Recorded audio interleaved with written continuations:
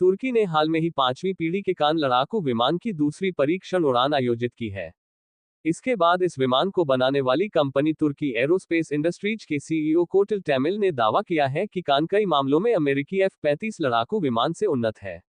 उन्होंने दोनों विमानों की तुलना भी की है। तुर्की एरोस्पेस इंडस्ट्रीज टीआई के सीईओ टेमिल कोटिल ने दावा किया है कि 5वीं पीढ़ी का फाइटर जेट कान अमेरिका के F-35 से बेहतर है।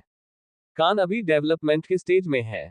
इसके बावजूद तुर्की रक्षा उद्योग से जुड़े शीर्ष अधिकारियों के ऐसे दावे समझ से परे हैं। टीआई इस उन्नत लड़ाकू विमान के निर्माण में शामिल प्रमुख कंपनी है। कोटिल का कहना है कि कान फाइटर F-35 से बेहतर प्रदर्शन करता है, विशेष रूप से इसकी पेलोड क्षमता में। कान फाइटर जेट F-35 के 6 टन की तुलना में 10 टन तक हथियार ले जा सकता है। इसके अलावा कान 2 इंजनों से सुसज्जित है, जो इसकी परिचालन क्षमताओं को बढ़ाता है, जबकि F-35 में केवल एक इंजन है। कोटिल ने यह भी उल्लेख किया कि 2028-2029 तक कान को घरेलू स्तर पर निर्मित इंजनों से सुसज्जित किया जाएगा, जो रक्षा प्रौद्योगिकी में आत्मनिर्भरता की दिशा में तुर्की के कदम में एक महत्वपूर्ण कदम है। टेमिल कोटिल ने कहा, हमारे राष्ट्रीय अस्तित्व को सुनिश्चित करने के लिए कान फाइटर जेट को पूरी तरह से स्थानीय विशेषज्ञता के साथ बनाया जाना चाहिए, इस बात पर जोर देते हुए कि तुर्की को महत्वपूर्ण प्रौद्योगिकी के लिए किसी अन्य देश पर निर्भर नहीं रहना चाहिए।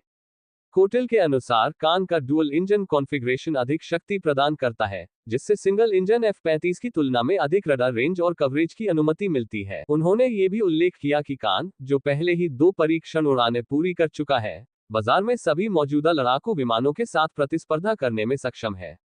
तुर्की एरोस्पेस इंडस्ट्रीज टाइग ने कान के विकास में लगभग $2 बिलियन का निवेश किया है।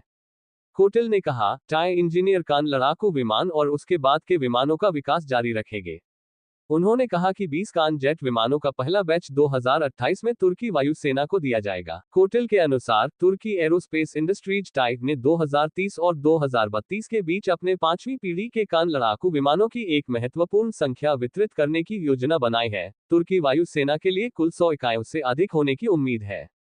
कान की पहली उड़ान 21 फरवरी को हुई, जिसने तुर्की को उन चुनिंदा देशों के समूह में शामिल कर दिया जो स्वतंत्र रूप से 5वीं पीढ़ी के लड़ाकू विमान विकसित करने में सक्षम है। कान वर्तमान में बाजार में मौजूद अन्य 5वीं पीढ़ी के जेट विमानों में शामिल हो गया है, जैसे अमेरिकी F-22 रैप्टर और F-35, चीन के J-20 माइटी ड्रैगन और J-31 और रूस के Su-57 फाल्कन।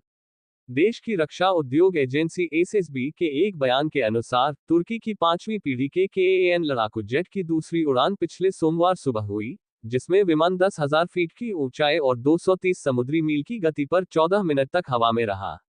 नाटो सदस्य तुर्की ने 2016 में कान लड़ाकू विमान के लिए विकास परियोजना शुरू की।